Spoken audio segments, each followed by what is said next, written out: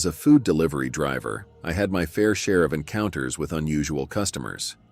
However, one delivery on a cold, rainy night would forever remain etched in my memory as a nightmarish experience.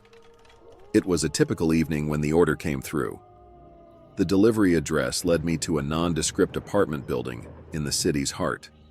With the rain pouring down in torrents, I reached the entrance, clutching the insulated bag containing the order. Upon arriving at the correct apartment, I inhaled and rang the doorbell. It was a few moments before the door creaked open, revealing a beautiful woman.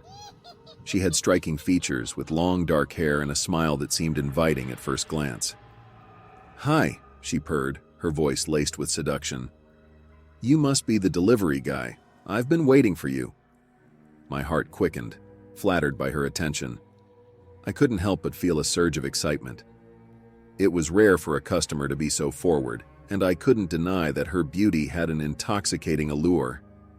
"Yep, that's me," I managed to reply, trying to hide my nervousness. "I've got your order right here." She stepped aside, allowing me to enter her apartment. I followed her in, feeling a mix of curiosity and apprehension. The apartment was tastefully decorated, with soft lighting that added to the ambiance. As I handed her the food, she extended her hand to take it, her fingers brushing mine. "I hope you don't mind if I eat with you," she said, her eyes locked onto mine. "I've been craving some company tonight." I couldn't believe my luck. Not only had I been invited into a stunning woman's apartment, but she also suggested we share a meal. My initial concerns began to fade as I agreed with a smile. Little did I know that the night would take a sinister turn. We sat at a small dining table, and as she started eating, her behavior became increasingly erratic. She would alternate between flirtatious advances and moments of intense anger. Her eyes darted around the room as if searching for something, and her laughter had an unsettling edge. She gestured to the chair beside her, urging me to sit closer. As I did, I noticed something out of the corner of my eye, a series of photos scattered around the room, all featuring her with different men. Some pictures had red crosses drawn over the faces, while others were torn. My unease grew as she recounted her past relationships, each more disturbing than the last. She spoke of obsession, betrayal, and revenge, and it became apparent that she was not the seductive woman I had first encountered. As she unraveled before my eyes, my initial excitement turned to terror. She produced a sharp knife from the table, tracing it along her fingers and making small incisions. Blood oozed from her wounds as she stared at me with manic intensity. I knew I had to escape this nightmare, but I also knew that any sudden move could trigger a dangerous reaction from her. With trembling hands, I excused myself to use the restroom, and once inside, I locked the door. Panic coursed through me as I contemplated my next move. I couldn't stay in that apartment any longer, but I couldn't confront her either. My phone was my lifeline, and I silently pleaded to the universe that she wouldn't discover my intentions. Carefully, I dialed 911 and explained the situation as quietly as possible. The operator assured me that help was on the way. I then sent a quick text to a friend, informing them of my predicament. Minutes felt like hours as I waited for the police to arrive. I knew I had to stall her somehow. When she called for me to return, I mustered the courage to open the door. As I re-entered the room, she was sitting there seemingly calmer. Her eyes met mine, and for a brief moment, I saw a flicker of recognition, as if the madness had momentarily subsided. Moments later, the police stormed in, apprehending the woman and ensuring my safety. I would later learn that she had a history of severe mental illness, which had taken a terrifying turn that night. That evening, I left her apartment with a renewed appreciation for the mundane and realized that beauty could often mask the most sinister intentions. It was a nightmarish encounter I would never forget, a stark reminder that sometimes the most captivating appearances could hide the darkest secrets. The rain was falling in a relentless downpour as I navigated my way along the winding, desolate roads leading to the outskirts of the city. It was a late-night food delivery to a cabin tucked away in the woods. This address already gave me an unsettling feeling. The darkness was pervasive, and the rain did nothing to alleviate the unease I felt as I ventured further into the forest. My GPS indicated that I had reached my destination, but the scene before me sent shivers down my spine. The cabin was old and frail, devoid of any signs of life. The rain had already drenched me through, and my headlights only served to accentuate the eerie aura surrounding the place. As I stepped out of my car, the sound of the rain was the only thing that penetrated the silence. There were no lights in the cabin, no indication that anyone was waiting for their food. Doubt crept in, and I questioned the validity of the address. Just as I was about to return to my car and double-check the delivery details, a noise behind me cut through the night. It was the sound of footsteps, heavy and deliberate, splashing through the puddles. I turned, my heart pounding, and that's when I saw them. 3 shadowy figures emerging from the trees, drenched from the rain and illuminated only by the dim glow of my car's headlights. Panic surged through me as I realized this wasn't a typical food delivery. Before I could react, they were upon me. 2 of the men grabbed me, their hands like vices on my arms, while the third approached, his face obscured by a hood and his intentions clear. I could see the glint of a knife in his hand, and a cold dread settled in the pit of my stomach. "Give us everything you've got," the man with the knife snarled, his voice hoarse and threatening. My heart raced as I fumbled to hand over my phone, my wallet, and the small amount of cash I had on me. They weren't content with just robbing me. They seemed intent on inflicting pain. The blows came fast and hard, and I could taste the metallic tang of blood in my mouth as I fell to the ground. The rain continued to pour, each drop mingling with my blood and tears. The 3 men showed no signs of letting up, their anger and desperation palpable. I fought to protect myself, but they were relentless, their faces hidden beneath their hoods. Then, as swiftly as they had descended upon me, they disappeared back into the woods, leaving me battered, bruised, and alone in the darkness. They took my phone, my wallet, and the car keys, leaving me with no means of calling for help or escaping.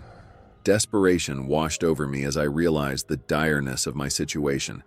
With every painful step, I made my way along the road, my clothes clinging to my battered body. I had no choice but to walk, to seek help from the nearest passerby or a nearby house. The rain showed no mercy, and the darkness felt like a suffocating shroud. My mind raced with thoughts of the men who had attacked me, and I couldn't help but wonder what would have happened if they had decided to finish the job. I stumbled through the night, each step a reminder of the ordeal I had endured. Hours felt like days, and the cabin in the woods, a distant memory, represented a place where danger lurked. Finally, as I walked along the lonely road, a pair of headlights appeared in the distance. A car slowed to a stop, and a kind stranger rolled down the window. I must have looked like a frightful sight, battered, bloodied, and drenched from head to toe. They offered me a ride to the nearest police station and a chance to report the incident. It was a small comfort in the wake of a nightmarish ordeal that had left me shaken to my core. As I sat in the car, wrapped in a blanket provided by the kind stranger, I couldn't help but reflect on the horrors I had encountered.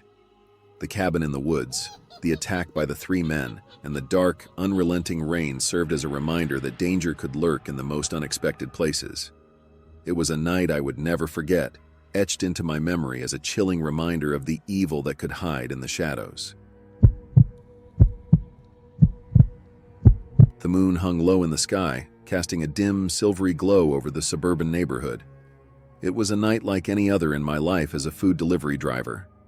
I had no reason to anticipate the disturbing turn of events that lay ahead. I found myself parked in front of a rather ordinary-looking house, its appearance giving away nothing unusual. The address on my delivery order had led me to this quiet neighborhood on the outskirts of the city. Clutching the bag containing the hot meal, I approached the front door and prepared to complete another routine delivery. However, as I stood on the doorstep, an eerie sense of unease began to creep over me. The windows of the house were shrouded in darkness, and there were no visible signs of life within. Nevertheless, I rang the doorbell, hoping for a timely customer to claim their meal. The seconds dragged on, and I wondered if I had been sent to a no-show customer. Just as this thought began to take hold, the world around me was shattered by a series of bone-chilling sounds that sent shivers down my spine. From within the depths of the house, a woman's voice cried out in sheer distress. The desperate pleas and agonizing screams were unmistakable, carrying a sense of pain and fear that was impossible to ignore.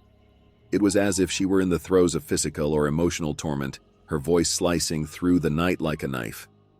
The sheer intensity of her cries overwhelmed me, and I felt an overwhelming urge to take action. Panic gripped my heart, and I hesitated, torn between my duty to deliver the food and the urgent need to ensure someone's safety. I called out, my voice trembling, asking if everything was all right inside. However, my words seemed to vanish into the darkness, unheeded. Minutes stretched into what felt like an eternity. I remained rooted to the doorstep, paralyzed by the cacophony of despair emanating from the house. Then, as suddenly as the cries had begun, a deafening silence settled over the neighborhood, leaving me with a profound sense of dread. It was at that moment that the front door creaked open, revealing a man standing before me. His face was a portrait of irritation and impatience, and his eyes bore into me with annoyance. In my confusion and anxiety, I handed him the food, my words caught in my throat. Before I could muster the courage to speak or inquire further, the man snatched the food from my grasp and slammed the door shut in my face. The force of the closing door rattled me, and I was left standing on the doorstep, perplexed and unsettled by the bizarre turn of events. The man's inexplicable actions had left me stunned, and it was clear that something deeply unsettling had transpired inside that house. I could not forget the woman's screams or the sense of despair that had poured forth from the dwelling. Driven by a growing sense of unease and an obligation to act, I fumbled for my phone, dialed the emergency number, and recounted the night's events to the police. The operator listened intently, and after a moment's pause, they assured me that a response was on its way. Minutes later, the flashing lights of a police car illuminated the otherwise dark and quiet street. 2 officers approached me, their expressions a mix of curiosity and skepticism. I recounted the evening's events, emphasizing the woman's cries and my deep concern for her safety. The police officers exchanged a few words among themselves, and then they turned back to me. With solemn expressions, they informed me that the man who had received the food lived alone, and there were no records of any women residing in that house. My heart sank, and I felt a growing frustration. I was sure of what I had heard. The woman's anguished cries etched into my memory. However, with concrete evidence and corroborating information, the police could only take my statement. As the patrol car pulled away, leaving me standing alone on the dimly lit street, I couldn't help but feel a sense of helplessness. The unanswered questions, the woman's cries, and the inexplicable events of that night continued to haunt my thoughts. To this day, I cannot forget the eerie sounds of that woman's suffering or the sense of unease that settled over me. Whether it was a cruel prank, a sinister secret, or something else entirely, the memory of that night remains a chilling enigma. While the police may have dismissed my account, I will always know what I heard, and the haunting reality that some mysteries may never be solved.